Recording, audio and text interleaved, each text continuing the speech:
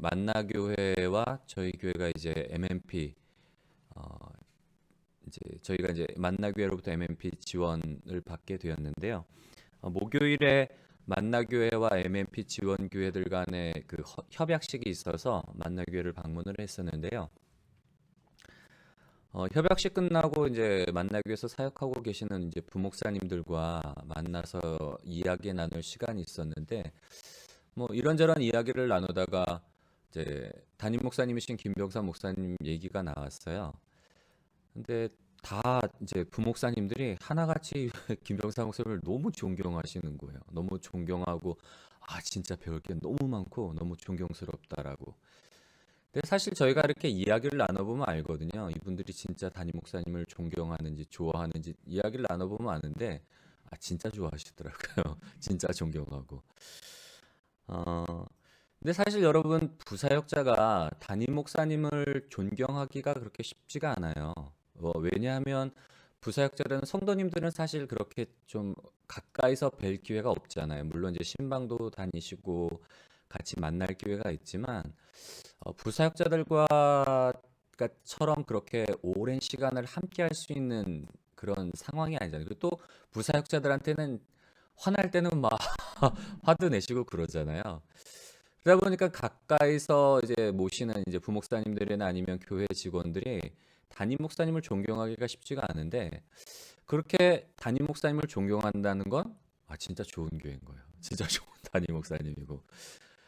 어, 여러분 누군가의 곁에서 오랫동안 지켜볼수록 마찬가지인데요. 사실 어, 오랫동안 지켜볼수록 어떻게 될까요? 그 사람에 대해서 더 자세하게 알 수가 있고 더 자세하게 이야기할 수가 있는 거예요. 만약에 내가 누군가를 존경하고 누군가 옆에서 오랫동안 지켜봤는데도 내가 그 사람에 대해서 굉장히 존경하고 사랑한다면 그거는 진짜 대단한 일인 거죠. 그리고 그 시간이 길어질수록 어떻게 될까요? 내가 누군가에 대해서 어떤 존경하는 마음과 사랑하는 마음이 있는데 이 마음을 가지고 더 오랜 시간 그분의 곁에 있다면 어떻게 될까요? 그 마음이 어떻게 될까요, 여러분? 더 커지겠죠. 오랜 시간을 같이 해도 변함이 없는 거예요. 아, 어떻게 저러실 수가 있을까? 아, 진짜 존경스럽다. 아, 진짜 너무 사랑스럽다. 아, 더 있고 싶다. 이런 마음이 우리들의 마음인데요.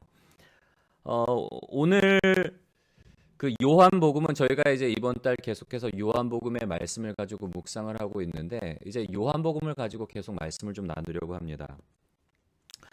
요한복음은 사도 요한에 의해서 기록된 책인데요. 사도 요한은 사실 그 예수님을 따르기 전에 누구를 따르는 제자였는가 하면 세례 요한의 제자였어요. 세례 요한을 따르던 베드로와 함께 세례 요한을 따르던 제자였는데 예수님께서 요단강에 세례를 받으시러 오신 이후에 이제 예수님을 따르는 제자가 되었어요.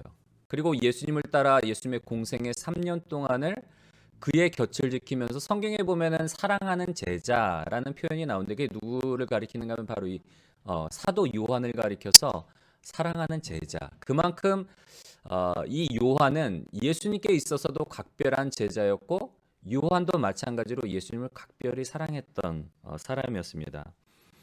그리고 3년 동안뿐만 아니라 예수님의 공생의 3년 동안뿐만 아니라 이제 오순절 마가의 다락방에서 부활하신 예수님도 만났고 그리고 오순절 마가의 다락방에서 성령을 체험한 이후로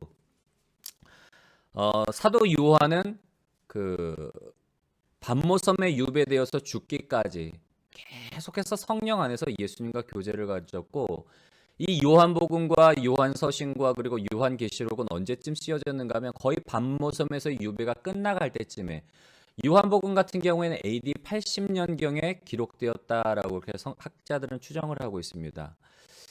약 50년 동안을 이 사도 요한은 예수님을 따라다니면서 예수님과 함께하는 예수님이 육신을 갖고 계셨을 때 공생의 기간 동안에는 예수님과 육체를 가지신 예수님과 함께 먹고 마시고 생활을 했고 그리고 부활하신 예수님을 목격한 이후에는 성령 안에서 그 굉장히 오랜 시간 동안을 계속해서 예수님과 교제를 가졌던 사람이에요.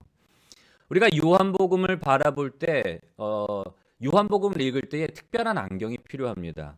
좀 한 장 넘겨주시겠어요? 뭐가 필요하다고요? 요한복음을 읽을 때는 특별한 안경이 필요해요. 이 특별한 안경이란 건 뭔가 하면 요한의 관점으로 여러분 이제 성경을 계속 우리가 요한복음을 묵상하고 계신데 요한복음을 읽을 때 이 요한의 관점으로 좀 요한복음을 읽으셨으면 좋겠어요. 요한의 관점이라는 게 뭔가 하면 박호용 교수님이 쓰신 요한복음에 관계된 책이 있어요. 거기에 보면 요한복음을 이렇게 정의를 내리고 있는데요. 다음 장 한번 넘겨주시겠어요? 이거 보이시나요? 글씨가 작죠? 조금 제가 읽어드릴게요. 요한복음은 남성적인 차갑고 건조한 로고스적 이성만이 아니라 여성적인 부드럽고 따뜻한 파토스적 감성을 지닌 책이다. 로고스 예수에 대한 요한의 파토스, 이것이 요한복음이다. 그렇다면 요한의 파토스는 어디에서 기인할까? 바로 나사렛 예수님께 받은 아가페 사랑에 기인한다. 쇼팽의 피아노 연습곡 10번이 조국 폴란드에 대한 그리움을 담은 음악이라면 요한복음은 일평생 나사렛 예수에 대한 그리움을 담은 요한의 음악이다. 요한복음은 요한이 예수와 나는 사랑의 미러요. 연인 예수에 대한 요한의 사모곡이자 예수 사랑의 연가다. 박호용 교수님이라는 분이 요한복음에 대한 책을 이렇게 내시면서 요한복음은 어떤 책인가를 정리 내린 그 내용이 바로 이 부분인데요. 여러분, 요한복음은 그냥 책이 아니에요. 예수님의 행적을 그냥 기록한 책이 아니라 어떤 책이라고요? 함께 예수님과 함께 공생의 기간을 보냈고 부활하신 예수님을 만나고 그리고 50년 넘는 시간 동안 늘 예수님을 묵상하고 예수님을 생각하고 예수님과 교제를 가졌던 이 요한이 자신의 그 마음, 예수님에 대한 그 사랑의 마음을 기록한 책이 바로 이 요한복음이에요. 자기가 평생 동안 50년 이상을 예수님에 대해서 묵상하고 기도하고 생각했던 내용을 담은 그 책이 바로 이 요한복음이에요. 예수님의 행적만 나와 있는 게 아니라 예수님에 대한 그 예전의 어떤 젊은 날의 추억들과 그 자기 어떤 가슴 시린 어떤 사랑의 마음들을 이 요한복음 안에 그게 녹아져 있는 거예요. 그래서 우리가 요한복음을 읽을 때는 누구의 마음으로 읽어야 된다고요? 요한의 관점으로 읽으면 이 책이 더 은혜가 되는 거예요. 사실 여러분 이 요한복음은 사도 요한이 50년 이상을 묵상하고 기록한 책이란 말이에요. 근데 제가 사실 이 요한복음 이 설교를 지난주에 시작하려고 했는데 이게 너무 어렵더라고요. 왜 어려운가 하면 여러분 요한이 50년 동안 묵상한 내용을 저는 몇 주 만에 이거를 해석해야 되고 이거를 느껴야 되는데 너무 어려운 거예요, 이게. 그 깊이가 너무 깊은데 내가 2주 고작 묵상해서 이거를 이 깊은 셈에서 이 요한의 메시지를 끌어올린다는 게 저한테 너무 부담이 되더라고요. 사실 지금도 부담이 되고 이게 다 이해가 안 됐어요. 그래서 이 요한복음 이 말씀은 특별히 1장이 정수예요. 1장이 그 요한복음 전체의 주제가 담긴 요한복음의 정수인데 요한복음 1장만큼은 제가 나중에 요한복음을 좀 더 깊이 묵상한 다음에 다시 한번 저도 좀 말씀을 나누도록 하겠습니다. 왜냐하면 50년 동안 묵상한 내용을 제가 몇 주 만에 끌어서 낸다는 게 이 깊이가 안 나오더라고요. 제가 이게 너무 깊은데 이걸 다 어떻게 풀어내야 될까? 그런 부담감이 있는 거예요. 여러분, 우리 주부들, 우리 권사님들 사골국물 가끔씩 우려내시죠? 여러분, 사골국물 어떠시죠? 우려내면 낼수록 어떻게 되나요? 진해지죠. 그런데 사골국물은 진해지지만 어느 한계가 있어요. 진해지는 그 한계를 넘으면 어떻게 되죠? 그냥 물이 돼요. 맹물이 돼요. 어느 순간 첫 번째 국물 우려내서 버리고 두 번째 우리고 세 번째 우리면 진해지지만 그 진함이 끝까지 가지는 않는단 말이에요. 어느 한계점이 되면 사골국물도 진했던 사골국물이 그냥 맹물처럼 변해요. 근데 성경은 어떨까요, 여러분? 성경 말씀은 묵상하면 묵상할수록 묵상하면 묵상할수록 그 깊이가 깊어지고 그 은혜가 짙어지는 거예요. 마치 이 사도 요한이 50년 동안을 예수님에 대해서 묵상하고 예수님께 대해서 생각함으로 인해서 이 깊이 있는 말씀이 나온 것처럼 하나님의 말씀은 우리가 묵상하면 묵상할수록 그 깊이가 깊어지고 그 은혜가 짙어져요. 결코 옅어지는 법이 없어요. 사골 국물은 우려내면 우려낼수록 옅어질지 몰라도 하나님의 말씀은 어떻다고요? 묵상하면 묵상할수록 깊어지고 그 은혜가 짙어져요. 우리가 올해는 하나님의 말씀을 이제 좀 말씀 속에 젖어들자라는 주제를 가지고 말씀을 함께 읽어나가고 있습니다. 작년 한 해는 우리가 묵상하는 훈련을 했었고요. 올해는 우리가 통독을 목표로 하고 있는데 사실 성경 일독이 쉽지 않아요. 신앙생활을 한 10년 이상 하시고 한 20, 30년 하신 분들도 의외로 성경을 한번 처음부터 끝까지 읽어보지 못한 분들이 의외로 많아요. 근데 우리는 지금 대단한 도전을 하고 계신 거예요, 여러분. 여러분의 신앙생활 가운데서 대단한 일을 하고 계신 거예요. 성경 일독. 10수년을 신앙생활을 해도 처음부터 끝까지 읽지 못한 분들도 많은데 우리는 어찌됐건 간에 대단한 지금 신앙적인 도전을 하고 계시고 중요한 건 뭐라고요? 어떤 일에 있어서 우리가 성취를 경험하면 작은 일에 있어서 성공을 경험하고 어떤 성취감을 맛보면 더 큰 것에 도전할 수 있어요. 일단 우리 올해의 목표는 뭐라고요? 성경 일독. 일독이 목표고 내년에는 좀 우리가 뭘 목표로 하고 있는가 하면 올해의 성경 일독을 마친 후에는 내년에는 좀 더 깊이 들어갈 거예요. 성경 전체를 읽는 게 아니라 저는 지금 사실 성경 일독을 하고 있어요. 저는 성경을 굉장히 많이 읽어요. 수십독을 했어요 이미. 그래서 저는 지금 성경 일독과 여러분들과 함께 성경 일독과 더불어서 시편 그리고 요한복음 계속해서 읽어 나가려고 지금 시도를 하고 있어요. 내년의 목표가 그거예요. 올해는 이제 우리가 성경 일독을 목표로 하고 내년에는 각자 성경 한 권씩을 좀 정했으면 좋겠어요. 뭐 요한복음이 되어도 좋고 시편이 되어도 좋고 한 권을 선정해서 이 한 권을 수십독하는 게 우리의 목표예요. 왜냐하면 여러분 성경에 많은 말씀이 있지만 성경에는 정말 많은 하나님의 말씀이 있어요. 그런데 나를 변화시키는 말씀은 한 말씀이면 좋게요. 어느 한 말씀이 내 인생 가운데 화살처럼 확 다가와서 이 말씀이 내 삶 가운데 믿음으로 딱 내가 붙잡게 되면 삶은 변하게 돼 있어요. 성경 인물들을 보면 많은 말씀이 아니에요. 한 말씀에 의해서 변화받고 한 말씀으로 인해서 자신의 삶을 예수님께 헌신하는 모습을 볼 수가 있어요. 우리의 삶이 왜 변화되지 않는가 하면 말씀을 듣긴 듣는데 그 말씀을 믿음으로 붙잡지 못하고 그 말씀을 삶으로 살아내지 못하기 때문에 우리의 삶 가운데 변화가 없는 거예요. 나를 변화시키는 말씀은 한 말씀이면 좋게요. 그래서 내년에 우리의 목표는 뭐라고요? 한 권. 이 한 권에 대해서 우리가 정한 이 한 권, 뭐 복음서가 되어도 좋고 서신서가 되어도 좋고 시편이 되어도 좋고 저는 개인적으로 요한복음을 추천합니다. 요한복음과 시편을 추천하는데 이 한 권에 대해서 우리가 수십도 읽었으면 좋겠어요. 읽고 또 읽고. 성경이 여러분 정말 재미있는 책이라는 이유는 뭔가 하면 저도 읽을 때마다 수십독을 했지만 읽을 때마다 새로워요. 정말 이런 말씀이 있었네? 야, 그때는 몰랐어요. 그냥 어떤 순간에는 스쳐 지나가는 말씀이었다가 또다시 읽고 보면은 그 의미가 새로워지는 거예요. 제가 드리는 말씀이 그거예요. 성경을 읽으면 읽을수록 그 깊이가 깊어지고 은혜가 짙어진다는 게 그거예요. 예전에는 그냥 스쳐 지나갔던 말씀인데 어느 순간 이 말씀을 통해서 성령께서 깨닫게 하시는 거예요. 그게 은혜가 되고. 그래서 내년에 우리의 목표는 뭐라고요? 올해까지는 성경 일독이 목표고 내년에는 우리가 그 한 권의 말씀이라도 깊이 들어갔으면 좋겠어요.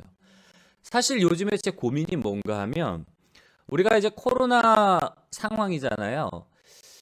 그러다 보니까 많은 교회들이 이제 온라인으로 예배를 드려요. 저희도 지금 실시간으로 스트리밍으로 예배 서비스가 나가고 있는데 뭐 예배 실시간으로 드릴 뿐만 아니라 예배가 끝나고 나면 오늘 전한 말씀을 제가 동영상으로 편집을 해서 올려요. 근데 유튜브에 이제 올리는데 유튜브 평균 시청 시간을 보면 몇 분인 줄 아세요, 혹시 여러분? 저희 사이트도 마찬가지고 제가 제 채널에 들어가서 과연 이 설교 클릭을 하신 분들이 평균 얼마를 보나 이렇게 보면 길지 않아요. 3분에서 5분이에요. 그러다 보니까 교회들마다 목사님의 설교를 3분 설교, 5분 설교, 요약 설교식으로 해서 뭐 전체를 올리는 경우도 있지만 3분에서 5분 설교를 올린단 말이에요. 근데 저는 사실 의문이에요. 과연 우리가 이 3분이나 5분을 투자해서 말씀을 듣고 그게 얼마나 우리의 마음을 터치를 하고 우리가 3분에서 5분 들은 그 말씀을 가지고 얼마나 변화가 일어날 수 있을까? 저는 정말 퀘스천이에요. 여러분, 중요한 건 깊이는 어디에서 나올까요, 여러분? 시간에 비례해요. 내가 깊이 판 만큼, 내가 시간을 투자한 만큼 깊이는 나오게 됐단 말이에요. 우리의 신앙생활, 우리의 묵상의 깊이, 우리의 깊은 은혜는 어디서 나왔는가 하면 내가 하나님 앞에 투자한 시간만큼 나오게 되어 있는 거예요. 그건 정직해요. 뿌린 대로 거두게 될 수밖에 없기 때문에 뭐 우리가 세상적인 자연의 법칙도 마찬가지지만 영적인 법칙도 마찬가지란 말이에요.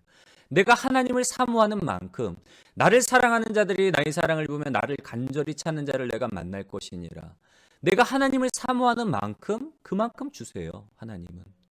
그래서 내년에는 우리가 더 하나님의 은혜를 갈망하는 마음으로 하나님을 더 알기 위해서 내년뿐만 아니라 올해도 마찬가지예요. 우리가 말씀을 어떤 마음으로 읽으면 좋겠다고요? 갈망하는 마음으로. 내가 말씀을 통해서 하나님 만나기 원합니다. 내가 말씀을 통해서 예수님 닮기를 원합니다. 내가 예수 성전 되기를 원합니다. 예수님이 내 안에 거하시는, 예수님이 기뻐하시는 예수 성전 되는 것이 올해 우리의 목표예요. 말씀을 읽으면서. 그래서 올해 우리가 이 하나님의 말씀을, 여러분, 쉽지 않아요. 신앙생활을 10년, 20년, 30년을 해도 성경 일독하기가 쉽지가 않지만, 근데 우리가 올해는 도전하기를 원합니다.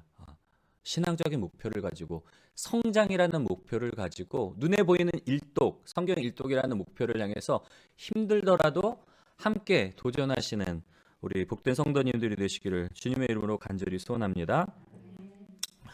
다시 이제 본론으로 돌아가면 요한복음은 사도 요한의 증언이에요. 사도 요한이 그토록 사모하고 갈망하던 예수님에 대한 추억들을, 젊은 날의 그 추억들을 하나하나 풀어내면서 글로 기록하면서 사람들에게 남긴 예수님과 요한의 그 사랑의 그 어떤 추억들을 사람들에게 소개시키기 위해서 글로 하나씩 풀어낸 내용이 바로 이 요한복음이고요. 요한복음 1장은 요한복음 전체의 주제를 담고 있는데 요한이 일평생 동안 정말 나사렛 예수님을 그리워하며 묵상하며 기도하고 정리했던 내용을 응축한, 그 심도 있게 응축한 내용이 바로 이 1장의 내용인데요.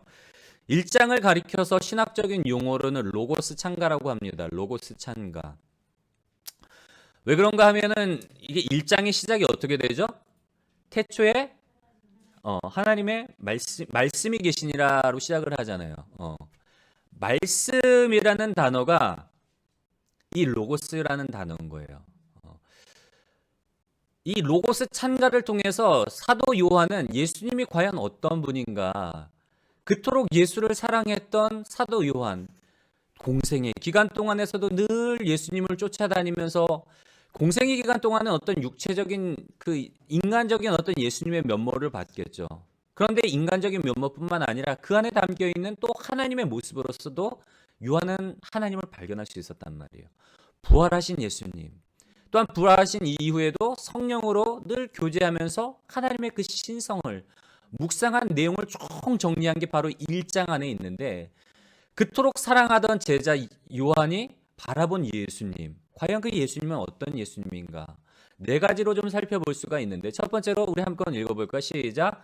말씀이신 예수님은 곧 하나님이시다. 사랑하는 제자 요한이 바라본 예수님의 모습, 첫 번째는 뭐라고요? 말씀이신 예수님.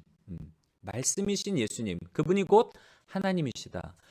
이 요한복음 1장을 가리켜서 로고스 찬가라고 하는 이유는 태초에 말씀이 계시니라로 시작을 해요. 여러분 창세기 1장 1절 말씀 혹시 기억하시나요? 태초에 하나님이 천지를 창조하시니라. 굉장히 비슷하죠. 창세기 1장의 말씀처럼 요한은 그렇게 표현을 하고 있어요. 태초에 말씀이 계시니라. 그 말씀이 누구시라고요? 하나님이시면서 누구시라고요? 예수님인 거예요. 말씀. 예수님을 가리켜서 말씀으로 표현을 해요. 예수님이 말씀이다. 태초부터 계셨던 말씀이다. 근데 사실 이 로고스라는 단어는 기독교에서만 사용했던 용어가 아니에요. 이 로고스라는 단어는 그 스토아 철학자들이 사용했던 단어인데요. 근데 스토아 학파들이 사용했던 로고스라는 단어는 어떤 의미인가 하면 한번 읽어볼까요? 시작. 우주를 지배하고 있는 이성 혹은 법칙을 가리켜서 이 로고스라는 단어를 사용했어요.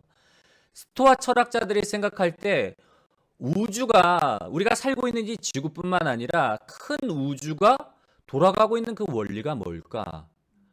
어떻게 이런 자연 만물들이 이렇게 질서 있게 조화롭게 돌아갈 수 있을까? 마치 시계가 돌아가듯 사계절이 늘 동일하게 돌아오잖아요. 뭐 충돌함 없이 부딪힘 없이 뭐 자연 만물들이 굉장히 조화롭게 돌아가는데 과연 그 이면에 있는 어떤 원리가 뭘까? 무엇 때문에 이 세상이 이렇게 돌아가는 걸까? 이 우주가 어떻게 존재하는 걸까? 철학적으로 사고를 하다 보니까 내린 결론은 뭔가 하면 이 우주 안에는 우주를 지배하고 있는 어떤 이성, 어떤 법칙이 있기 때문에 이 우주가 이 자연 만물들이 이렇게 질서 있게 존재할 수 있다라고 생각을 했어요. 그게 철학자들의 사고예요. 우주 전체에 있지만 내재하고 있지만 또한 초월적으로 존재하는 어떤 이성 혹은 법칙을 가리켜서 로고스라는 단어를 썼어요. 근데 요한 신학에 있어서 로고스는 뭔가 하면 넘겨주시겠어요? 뭐라고요? 요한이 말하는 로고스는 뭐라고요? 인격적인 하나님이 로고스예요. 스토아 철학자들의 로고스와 요한 신학에 있어서 로고스의 가장 큰 차이점은 뭔가 하면 인격이 있냐, 인격이 없냐예요. 스토아 철학자들이 생각했던 이 로고스는 인격이 아니에요. 어떤 이성, 어떤 법칙이지 그 안에 인격적인 어떤 존재는 아니란 말이에요. 그런데 요한은 뭐라고요? 태초에 말씀이 계셨는데 이 말씀이 누구라고요? 예수님이고 이 말씀이 하나님이에요. 여러분 우리가 하나님을 가리켜서 뭐라고 말하는가 하면 인격적인 분이라고 그렇게 이야기를 하잖아요. 하나님은 인격을 가지고 있으세요.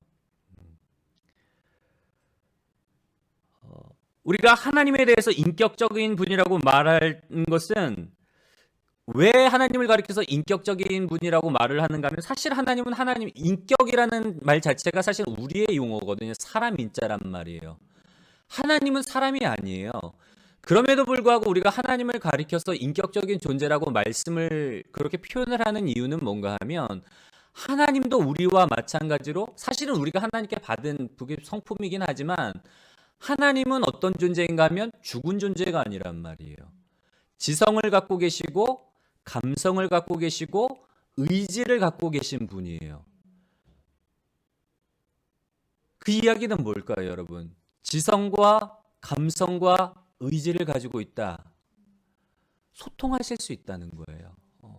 교제하실 수가 있고 인격이라는 건 그런 거예요. 그냥 어떤 기계가 아니라 어떤 법칙이 아니라 쉽게 말 우리 표현으로 말하면 사람 냄새가 나는 거예요. 우리와 교제할 수 있고 정을 나눌 수가 있고 소통할 수가 있고 공감할 수 있는 것. 하나님이 그런 존재라는 거예요. 태초부터 계셨던 말씀. 그냥 말씀이 아니라 인격을 가지신 말씀이란 말이에요.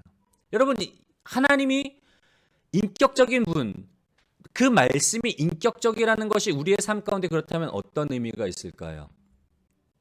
우리의 삶 가운데 하나님은 어떤 분이라고요? 우리와 교제하기 원하시고 우리와 사랑을 나누기를 원하시는 분이에요. 그래서 늘 우리를 초청하세요. 그 사랑의 교제의 자리로.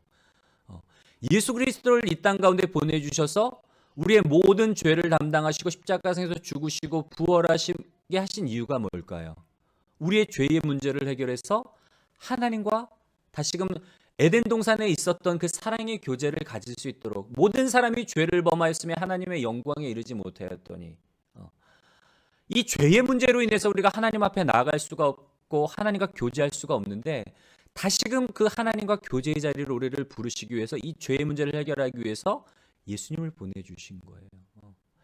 예수님도 말씀하시죠. 요한계시록 말씀을 보면 한번 다음 장 넘겨주시겠어요? 안 적었군요. 죄송해요.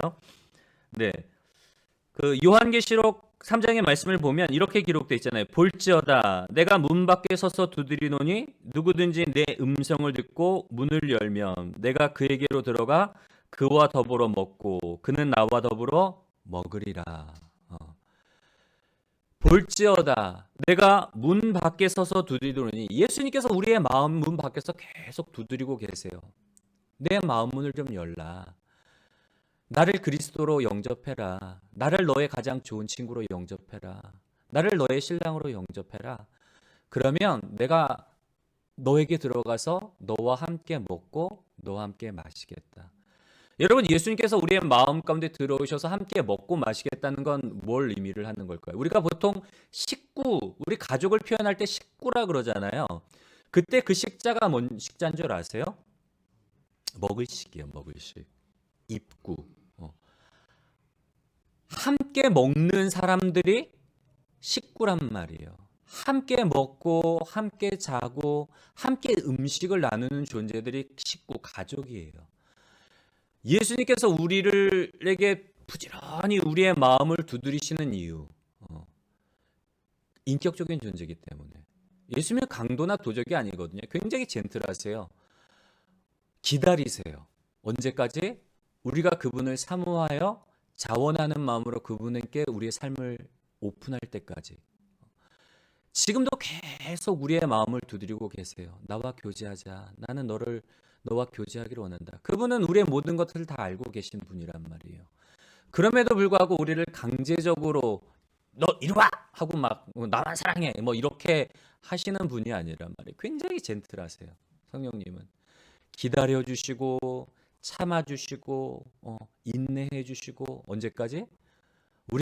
우리는 사실 집 나간 탕자처럼 막 세상 욕심을 쫓아, 내 욕심을 쫓아 막 세상으로 막 들로 산으로 막 쏘다니지만 예수님은 그냥 기다리고 계세요. 돌아올 때까지.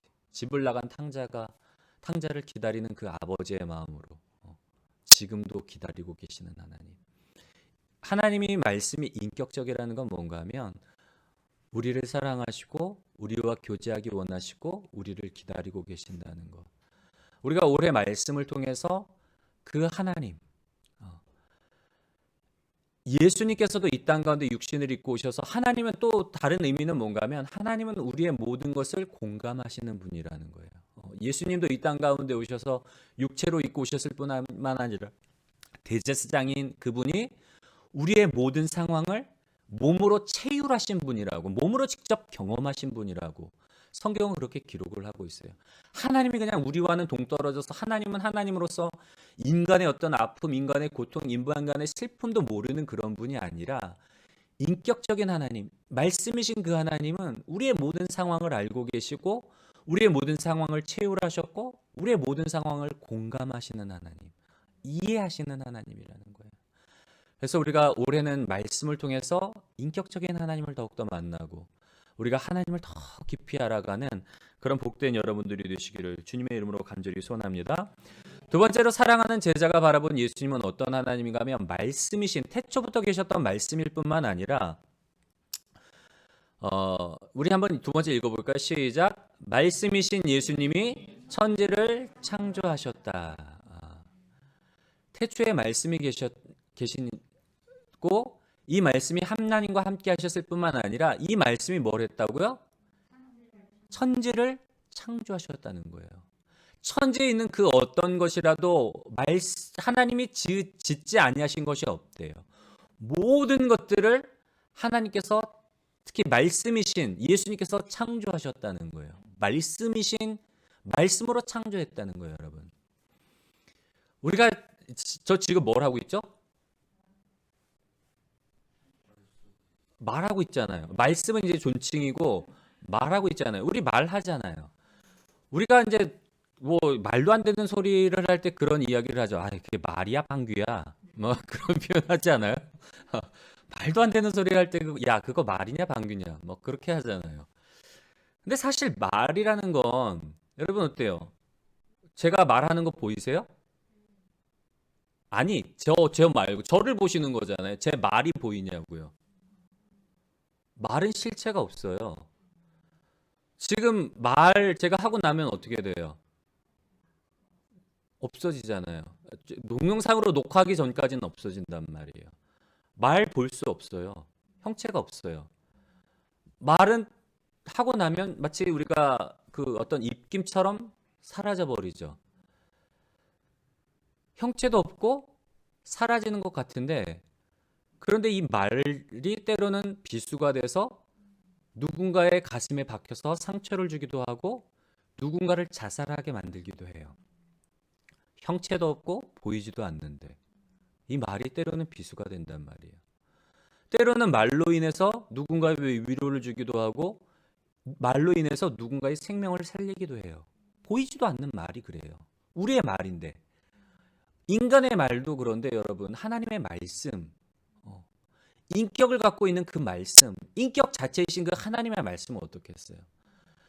전지전능한 능력이 있다는 거예요. 말씀으로 천지를 창조하시니라. 빛이 있으라 하심에 빛이 생겨나는 거예요.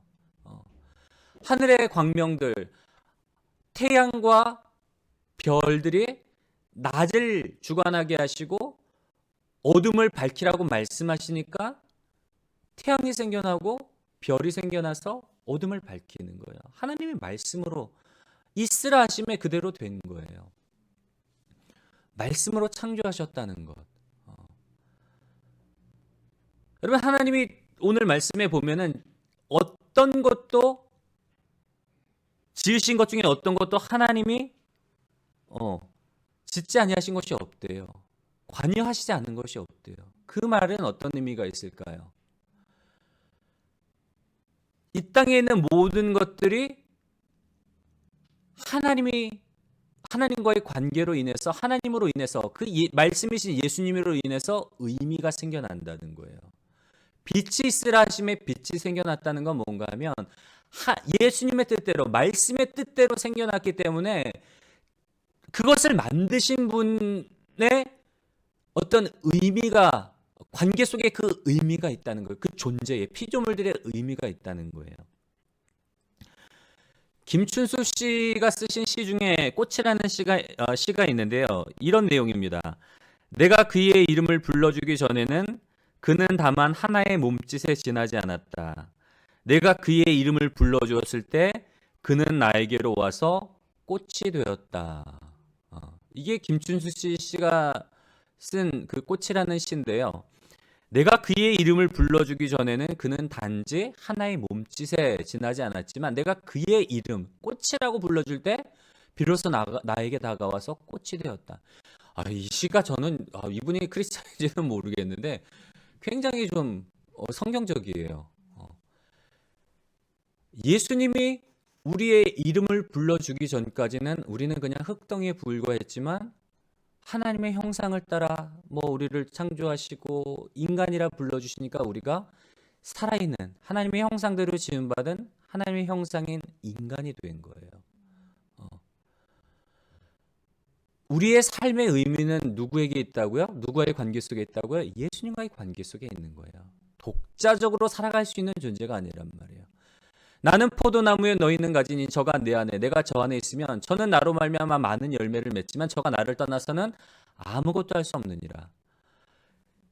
줄기를 떠난 가지는 죽은 가지예요. 겉으로는 지금 꽃이 피어 있는 것 같고 살아 있는 것 같지만 그 가지 속에 남아 있는 어떤 생명의 기운이 사라지고 나면은 시들어버리고 죽어버리고 말라버릴 수 없는 그 운명이 예수 믿기 전에 우리의 운명이란 말이에요. 우리가 삶의 의미가 있는 건 언제요? 예수 그리스도 안에 있을 때에 우리에게 생명이 있고 우리가 의미가 있는 거예요. 우리의 삶의 의미는 누구로부터 온다고요? 말씀이신 예수님으로부터 오는 거예요. 우리가 또 우리가 이 창조자 되신 예수님이 말씀으로 천지를 창조하셨다는 것이 첫 번째 의미는 뭔가 하면 모든 것의 의미는 어디에 있다고요? 예수님 안에 있다는 거예요. 우리의 삶의 의미조차도. 그리고 우리가 창조를 좀 살펴보면 창세기 1장 2절의 말씀을 보면 우리 한번 읽어볼까요? 1장 2절에 뭐라고 기록되어 있죠? 땅이 혼돈하고 공허하며 흑암이 깊음 위에 있고 하나님의 영은 수면 위에 운행하시니라. 하나님이 말씀으로 천지를 창조하시기 이전에 어떤 환경이 뭐였냐 하면 땅이 혼돈하고 공허하며 흑암이 깊음 위에 있고, 이 무질서의 세계를 가리켜서 영어로는 chaos, 우리가 말로 표현하면 카오스라 그래요. 카오스의 상태, 혼돈의 상태인 거예요. 말씀으로 하나님께서 창조하시기 전까지는 어떤 상황이었는가 하면 카오스의 상태예요. chaos. 이 혼돈의 상태였는데 하나님이 말씀이신 예수님이 창조하심으로 인해서 뭐가 생겨나요? 질서가 생겨나요. 우주를 가리켜서 코스모스라고 그러는데 영어 표현의 코스모스는 뭔가 하면 질서를 따라 돌아가는 어떤 이 세계를 가리켜서 코스모스라 그래요. 우주. 무질서, 혼돈의 세계였던 그 세계를 하나님이 말씀으로 창조하셨고 그 안에 질서가 잡혔단 말이에요. 스토아 철학자들은 로고스라고 생각을 했지만 사실은 이 질서를 누가 부여하셨다고요? 인격이신 예수님이 창조하셨을 뿐만 아니라 질서를 부여하신 거예요. 그분의 뜻대로 돌아가요. 우리의 삶의 의미가 예수님과의 관계 속에 있을 뿐만 아니라 여러분 우리가 살아가다 보면 그럴 때 있잖아요. 왜 내 삶은 자꾸만 이렇게 꼬여만 갈까? 내 삶은 이렇게 되는 것도 없고 자꾸만 내가 뭔가 시도를 해도 이게 풀리는 게 아니라 왜 자꾸 이렇게 꼬여만 갈까? 왜 삶은 자꾸 이렇게 엉망진창이 돼가는 걸까? 진짜 자포자기의 심정으로 그렇게 보낼 때가 있단 말이에요. 왜 그래요? 우리가 말씀을 떠났기 때문에. 말씀이신 예수님을 떠났기 때문에. 창세기 말씀을 보면 에덴 동산은 완벽한 어떤 하나님 나라의 모형이란 말이에요. 하나님의 은혜 아래서 하나님의 사랑으로 하나님과 교제하면서 하나님의 질서를 따라 순조롭게 돌아갔기 때문에 그 안에 사랑과 기쁨과 감사와 은혜가 부족함이 없었어요. 뭔가 아쉬움이 없었어요. 근데 하나님의 말씀을 따르지 아니하고 사단의 말을 빠져가지고 하나님께 범죄함으로 인해서 모든 관계가 깨어지고 그때부터 모든 문제들이 여인은 해산한의 수고를 겪게 되고 남자는 땀을 흘려야지 그 땅은 가시덤불과 엉겅퀴를 내서 저주를 받아서 가시덤불과 엉겅퀴를 내고 사람은 수고하고 노력하고 땀을 흘려야지 결실을 거둘 수 있는 먹고 살 수 있는 이런 인생의 모든 비극들이 어디에서 왔다고요? 하나님의 말씀을 떠남으로 인해서 온 거예요. 이 문제를 해결할 수 있는 방법은 뭐라고요? 말씀으로 돌아가는 거예요. 다시금 하나님께로 돌아가는 거예요. 하나님이 말씀으로 창조하셨다는 건 그런 두 가지 의미가 있어요. 우리의 삶의 의미가 어디에 있다고요? 지으신 하나님의 뜻 가운데 있다는 것. 지으신 예수 그리스도 안에 있을 때에 우리는 비로소 온전한 의미대로 하나님께서 우리를 창조하신 그 의미대로 살아갈 수가 있고 열매 맺을 수가 있고 진정으로 행복한 삶을 살 수 있다는 거. 우리의 삶이 엉망진창일 때 말씀이신 그분, 온 우주의 어떤 질서를 창조하신 그분이 우리의 인생 가운데 개입할 때에 비로소 우리의 인생은 정리가 되고 정립이 되고 온전하게 나아갈 수 있다는 거. 요한은 이거를 우리에게 가르쳐주고 있는 거예요. 세 번째, 사랑하는 제자가 요한이 바라본 예수님은 어떤 분이라고요? 우리 함께 읽어볼까요? 시작. 예수님은 말씀이 육신이 되어 오신 분이다. 여러분, 예수님은 어떤 분인가 하면 말씀이 육신 되어 오신 분이에요. 이 당시에 이 사상은 정말 혁명적이에요. 하나님이 사람이 되었다는 것만 해도 이거는 다른 어떤 종교에서는 찾아볼 수 없는, 다른 어떤 철학에서도 찾아볼 수 없어요. 하나님이 사람이 되었다. 그것뿐만 아니라 말씀이 사람이 되었다. 굉장한 어떤 놀라운 어떤 말씀이란 말이에요. 사도 요한이 이렇게 말한 이유는 뭔가 하면 당시에 소아시아 이 초대교회는 어떤 그 이단 사상이 있었는가 하면 그노시스, 영지주의라는 이단 사상이 있었어요. 이 영지주의자들은 인간의 육체를 굉장히 악한 것으로 봤어요. 인간의 육체는 악하다. 그래서 이 인간의 육체는 탈피해야 될, 벗어나야 될 감옥처럼 여겼어요. 그런데 기독교의 핵심은 뭐죠? 말씀이 육신되어서 이 땅 가운데 오신 분이 하나님이시고 그 하나님의 아들 독생자 예수라는 거예요. 영주주의자들이 봤을 때 이게 말이 안 되는 거예요. 왜냐하면 하나님이 육체, 이 악한 육체로 오셨다? 아니. 그래서 그냥 육체처럼 보일 뿐이다. 그래서 이제 어떤 뭐 가현설 뭐 이런 것들이 다 거기서 나오는 거죠. 그리고 이 영지주의자들은 구원을 얻기 위해서는 어떤 그 특별한 지식이 필요하다고 생각을 했어요. 특별한 어떤 신비한 어떤 신비적인 어떤 지식이 있어야지 구원받는다고. 이 영지주의자들이 이단 사상으로 이렇게 그 정죄당한 건 두 가지예요. 예수님의 육체를 부정한 것과 예. 그리고 이 어떤 신비한 어떤 지식이 필요하다는 거. 그런데 예수님을 통해서 모든 구원을 보여주셨단 말이에요. 구원은 모든 믿는 자에게요. 복음은 모든 믿는 자에게 구원을 주시는 하나님의 능력이 됨이라. 예수 그리스도 안에서 모든 것들을 다 보여주셨어요. 여러분 오늘 말씀을 통해 보면은 말씀이 육신되어 오신 목적이 뭘까요? 말씀이신 예수님이 우리와 같은 육체를 입고 이 땅에 오신 목적은 우리와 함께 거하시기 위함이에요. 우리 안에 거하시기 위해서 이 땅에 오셨다고. 이때 거하다라는 이 단어의 그 원어적인 의미를 보면 어떤 의미가 있는가 하면 텐트를 치다예요. 텐트를 치다. 다른 말로 하면은 장막을 치다죠. 우리가 장막하면 떠오르는 게 뭐죠? 구약에서 하나님의 그 성소, 지성소, 언약궤가 있는 장막이란 말이에요. 요한은 이 표현을 염두에 두고서 이 말씀을 기록하는 거예요. 말씀이 육신되어 이 땅에 오신 목적은 우리와 함께 거하기 위함인데 이 거하다라는 단어는 구약의 장막을 생각나게 해요. 장막은 어떤 장소죠? 하나님의 성막은 하나님의 임재가 있는 장소고 하나님이 이스라엘의 백성의 진영 중간에 임하시는 장소예요. 하나님이 이스라엘 백성들과 함께 하시기 위해서 모세에게 명령하셔서 짓도록 한 게 이 성막이란 말이에요. 이 성막을 통해서 이스라엘 백성 가운데 거하시고 이 성막을 통해서 이스라엘을 만나는 장소가 바로 이 성막이에요.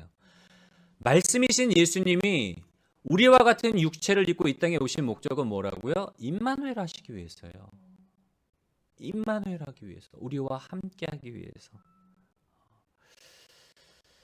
여러분, 말씀이 육신되어서 오신 분, 우리에게 어떤 의미가 있는가 하면 우리와 함께 하기 원하시는 하나님. 지금도 성령으로 내가 올라가는 것이 너에게 유익이니 내가 올라가야지 아버지께서 약속하신 성령을 너에게 보내주시리라. 여러분, 육체를 갖고 있다는 건 한편으로는 우리가 직접적으로 예수님을 만날 수가 있고 교제할 수가 있고 그런 어떤 이점이 있지만 문제는 뭘까요? 시간의 제약을 받고 공간의 제약을 받아요. 오늘 예수님이 우리 믿음교회에 오시면 다른 교회는 가실 수가 없는 거예요.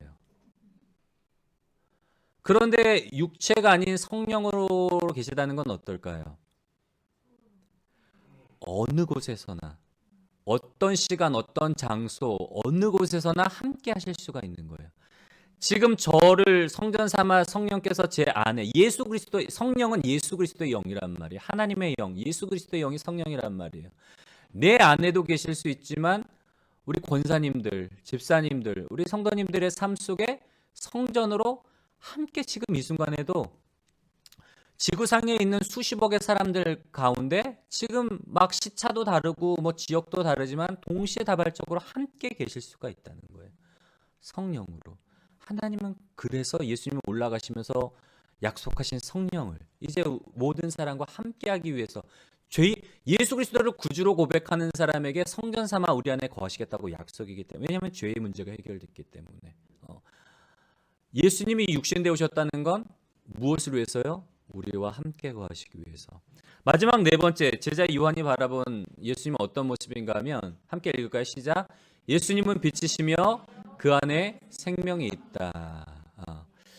예수님은 빛이시며 그 안에 생명이 있다. 요한이 이 요한복음을 기록한 목적이 요한복음 20장에 기록되어 있는데요. 한번 넘겨주시겠 다음 장. 우리 한번 읽어볼까요? 20장 30절과 31절의 말씀 시작. 예수께서 제자들 앞에서 이 책에 기록되지 아니한 다른 표적도 많이 행하셨으나 오직 이것을 기록함은 너희로 예수께서 하나님의 아들 그리스도이심을 믿게 하려 함이요 또 너희로 믿고 그 이름을 힘입어 생명을 얻게 하려 함이니라. 아멘. 예. 예수님께서 요한이 이 책을 기록한 목적이 뭐라고요? 예수님이 누구신가를 가르쳐 주기를 원하셨던 거예요. 예수께서 하나님의 아들 그리스도이심을 믿게 하려 할 뿐만 아니라 너희로 예수가 하나님의 아들임을 믿고 뭐 하게 하기 위해서요? 그 이름을 힘입어서 생명을 얻게 하려 하심이니라. 요한이 요한복음 자신과 예수님의 그 놀라운 추억들 50년 이상 동안을 요한이 예수님을 묵상하며 기도 중에 예수님을 만나면서 예수님에 대해서 정말 그 추억들을 하나하나 단순히 예수님의 행적만을 기록한 게 아니라 그 추억 안에 요한이 생각하고 요한이 느꼈던 본인이 바라본 예수님에 대해서 이 일장에 기록하고 있는 이 목적이 뭐라고요? 이 책을 요한복음을 읽고 있는 사람들이 예수님이 진짜 실제 하셨던 분이고 말씀이셨던 그분이 창조하신 창조자일 뿐만 아니라 그분이 우리와 같은 육체를 입고 이 땅에 오셔서 우리와 함께 사셨고 그리고 부활하셨고 그 약속을 따라 성령을 주셨고 성령 안에서 우리와 교제하시면서 그 안에 있을 때에 예수님을 구주로 믿고 고백할 때에 예수님이 약속하신 그 생명을 주신다는 거, 그 생명 안에 있다는 거. 여러분, 영생은 뭔가 하면 우리가 생각하는 영생은 시간적인 길이의 삶이에요. 언뜻 우리가 생각하는 영생, 영원토록 사는 것, 영생. 우리는 그 영생을 생각한단 말이에요. 근데 진짜 영생의 의미는 뭔가 하면 영원하신 하나님, 시작도 없고 끝도 없는 하나님. 우리가 보통 하나님을 가리켜서 알파와 오메가라고 이야기를 해요.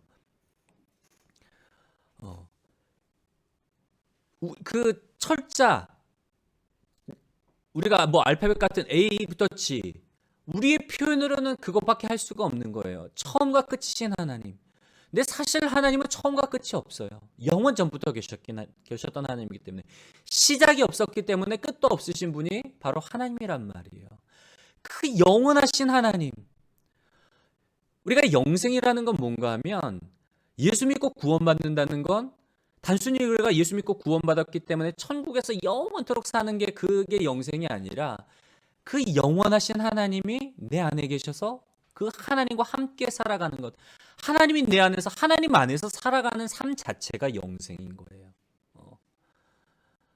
요한은 이거를 가르쳐 주기를 원했던 거예요. 예수님 안에 얼마나 놀라운 신비가 있는지, 예수님이 얼마나 놀라운 사랑인지, 예수님이 어떤 분인지를 우리에게 가르쳐줘서 예수님께 나오라는 거예요. 예수님 참 놀라운 분입니다. 예수님 참 사랑스러운 분입니다.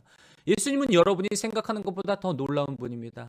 그분은 온 우주 만물을 말씀으로 창조하셨고 그분을 우리의 삶 가운데 모셔드릴 때 우리의 삶의 질서가 잡히고 우리의 삶의 열매가 맺고 진정한 삶의 의미를 발견하게 되고 하나님 원하시는 삶의 열매들을 맺을 수 있습니다. 요한이 우리에게 가르쳐 주기를 원했던 건 바로 이거예요, 여러분. 사랑하는 제자가 바라본 예수님.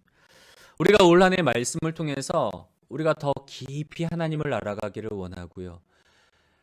예수님을 요한이 경험했던 이 예수님처럼 우리가 더 깊이 있게 예수님을 만나고 예수님을 알고 예수님을 사랑하는 그런 우리 모두가 되시기를 주님의 이름으로 간절히 소원합니다.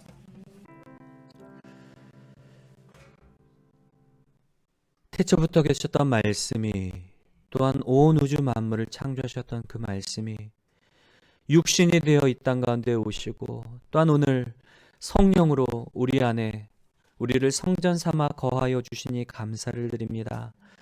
하나님, 사도 요한이 그토록 사모했던 예수님을,